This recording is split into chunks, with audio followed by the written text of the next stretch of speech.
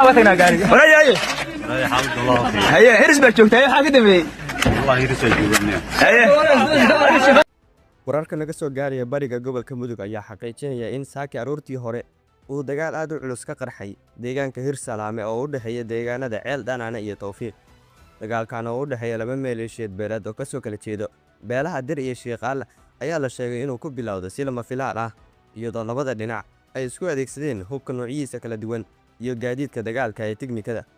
xaaladda deegaanka hirsalaame ayaa ah hadda mid aad u kacsan waxaana gebi ahaanba istaagtay isu socodka dadka iyo gaadiidka maadaama deegaanku uu noqday goob dagaal oo aan la geli karin waxaana qoysas badan ay bilaabeen inay ka barakacaan guryahooda si ay uga baxsadaan rasaasta habowga ah iyo madaafiicda la isweydaarsanayo wararkii ugu dambeeyey ee naga soo gaaraya jiidda hore ayaa sheegaya in dagaalku uu dhiig badan ku daatay waxaana la xaqiijiyey inay ku dhinteen ugu yaraan 10 qof halka ay ku dhaawacmeen 25 qof oo dhinacyadii dagaalamayay ah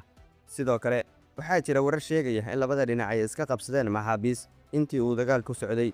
wararka ayaa intaas ku daraya in mid ka mid ah dhinacyada halkaas ku dagaalamay ay si buuxda ula wareegeen gacan ku haynta deegaanka hirsalaame kadib markii halkaasi ka saareen dhinacii kale ee kula loolamayay lahaanshaha dhulka iyo deegaameynta cusub ilaa hadda ma jiraan dadaalo muuqda oo ay sameeyeen maamulka deegaanka ama waxgaradka si loo joojiyo dhiigga ku daadanaya bariga gobolka mudug waxaa jira baaq laga soo saaray in si degdeg ah loo dhaxgalo beelaha walaalaha ah ka hor inta uusan dagaalku sii fidin inkastoo deegaanka la kala qabsaday haddana waxaa weli la maqlayaa rasaas goosgoos ah waxaana jira xabsi laga qabo in dhinaca laga saaray deegaanka uu soo qaado weerar aargoosi ah taas oo xaaladda ka dhigaysa mid aan la saadaali karin rajo tv shaakir fiila kurceel